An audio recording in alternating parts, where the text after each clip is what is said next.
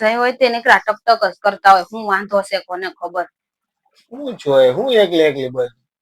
આ મમ્મી જો ને ગમે એ કામ કરું બધા કામમાં નીકળું ટક કરવાનું. કચરું કાઢું તો કે આમ નહીં કરવાનું, ઓલી બાજુ કરવાનું, પોતું મારું તો આમ નહીં મારવાનું, રસોઈ બનાવતો કે એમાં ઓલું એટલું નાખજે, ઓલું આમ કરજે.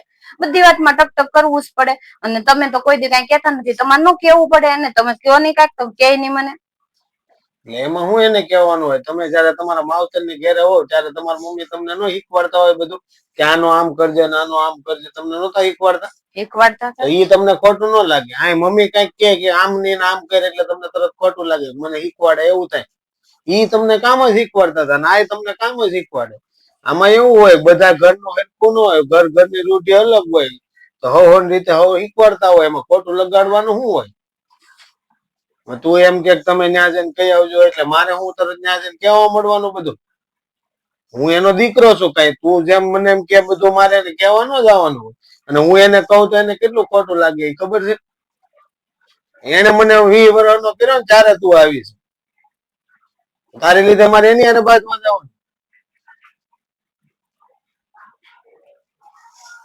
ઈ જેમ શીખવાડે ને એમ કરવાનું, એમાં ખોટું લગાડવા જેવું ન હોય. એ વાત સાચી હોય તમારી, ભૂલ થઈ ગયો મારી. ઈ જેમ કે ને એમ કરવાનું અને તમે ખોટું નહીં લગાડવાનું, આ કહી દેવાનું. સારું ભલે હું કોઈ દી ખોટું નહીં લગાડું ને, જેમ મમ્મી કહે ને એમ કરે, કઈ વાંધો નહીં.